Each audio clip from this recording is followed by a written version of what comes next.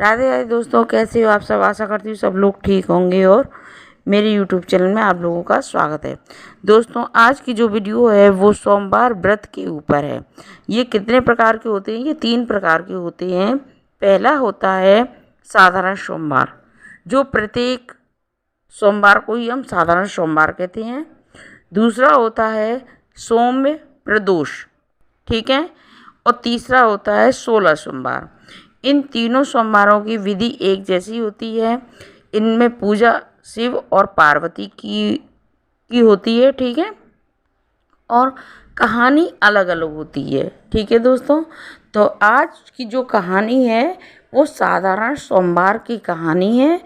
और सोम प्रदोष की कहानी मैंने पहले वीडियो बना चुकी हूँ, और उसका अगर जिसने नहीं देखी है तो उसका लिंक मैं डिस्क्रिप्शन बॉक्स में दूंगी, आप जाके चेक कर लेना। और 16 सोमवार की वीडियो में आगे दूंगी, ठीक है दोस्तों। तो अब हम कहानी को शुरू करते हैं। एक बहुत धनवान साहूकार था। उसके घर धन आदि किसी प्रकार की कमी नहीं थी, परंतु उसको एक ही दुख था कि उसके कोई पुत्र नहीं था। वह इस चिंता में रातों दिन रहता था। वह पुत्र की कामना के लिए प्रत्येक सोमवार को शिव जी का व्रत पूजन करता था तथा सायंकाल को शिव जी मंदिर में जाकर के शिव लिंग के सामने दीप जलाया करता था। उसी के इस भक्ति भाव को देखकर एक समय श्री पार्वती जी ने शंकर जी से कहा कि महाराज, यह साहूकार आपका अन्य भक्त है और सदैव आपका व्रत और पूजन बड़ी ही श्रद्धा भक्ति से करता है। इसकी मनोकामनाएं पूरी होनी चाहिए। शिव जी ने कहा, हे पार्वती, वह यह संसार का कर्म कक्ष है।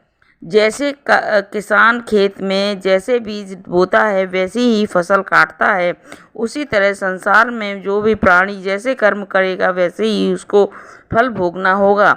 पार्वती जी ने अत्यंत आग्रह से कहा, महाराज, जब यह आपका अनंत भक्त है तो इसको अगर किसी प्रकार का दुख है तो आपको अवश्य दूर करना चाहिए, क्योंकि आप सदैव अपने भक्तों पर दया रखते हो और उनके दुखों को दूर करते हो। यदि आप ऐसा नहीं करोगे तो मनुष्य अपनी आपकी सेवा और व्रत क्यों करेगा।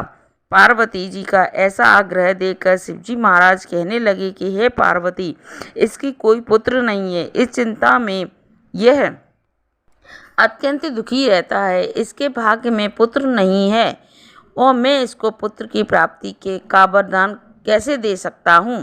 परंतु यह पुत्र केवल अगर आप चाहती हो तो इसको मैं पुत्र प्राप्ति का वरदान दे सकता हूँ, लेकिन इसके पुत्र की आयु कुल 12 वर्ष तक ही होगी।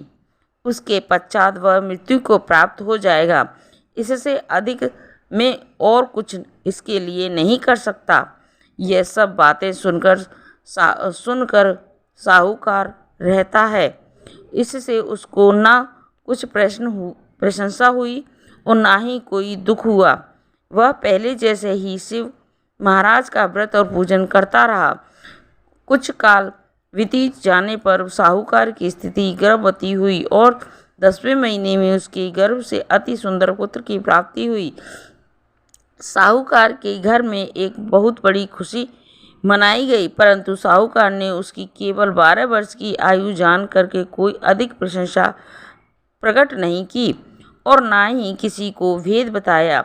जब तक वह बालक 11 वर्ष का हो गया तब तक उस बालक की माता ने उसके पिता से विवाह आदि के लिए कहा, तो वह साहूकार कहने लगा कि अभी मैं इसका विवाह नहीं करूँगा।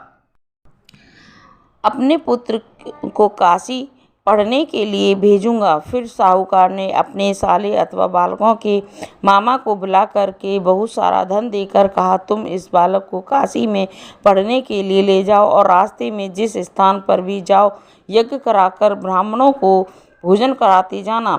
वह दोनों मामा भांजे यज्ञ करते हुए ब्राह्मणों को भोजन कराते हुए जा रहे थे। रास्ते में उनको एक शहर पड़ा।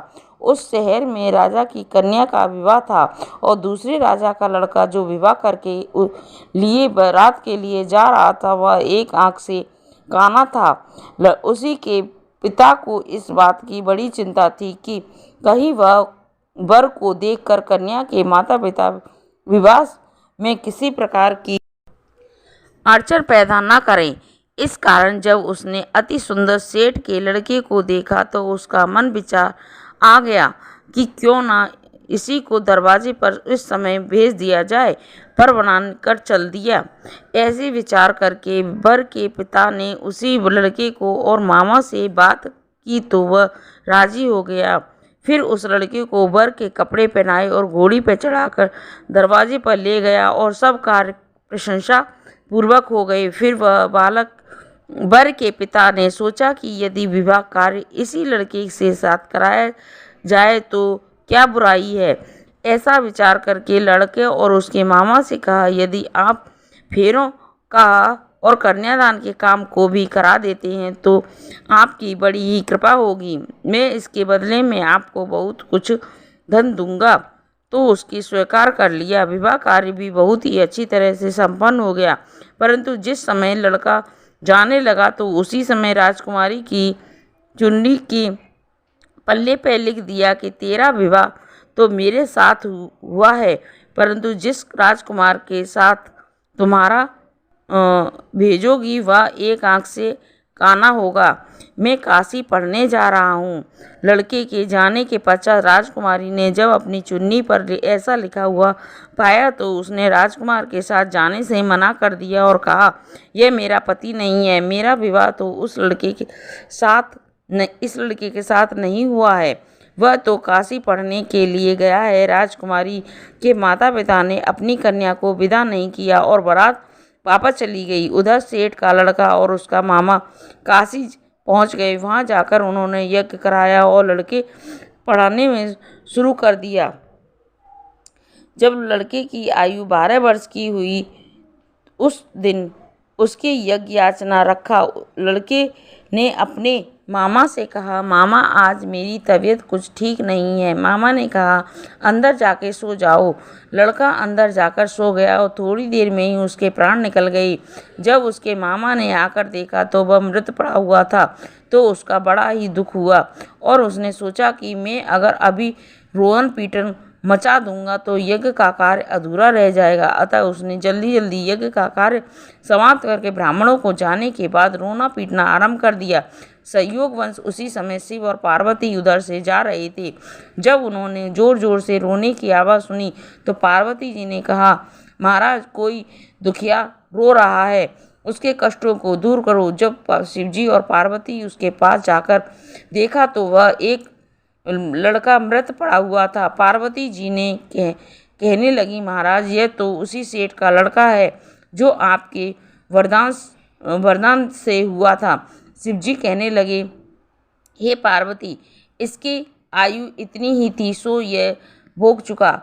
तब पार्वती जी ने कहा कि हे महाराज, इस बालक को और आयु दो नहीं दो, इस माता पिता तड़प तड़प कर मर जाएंगे।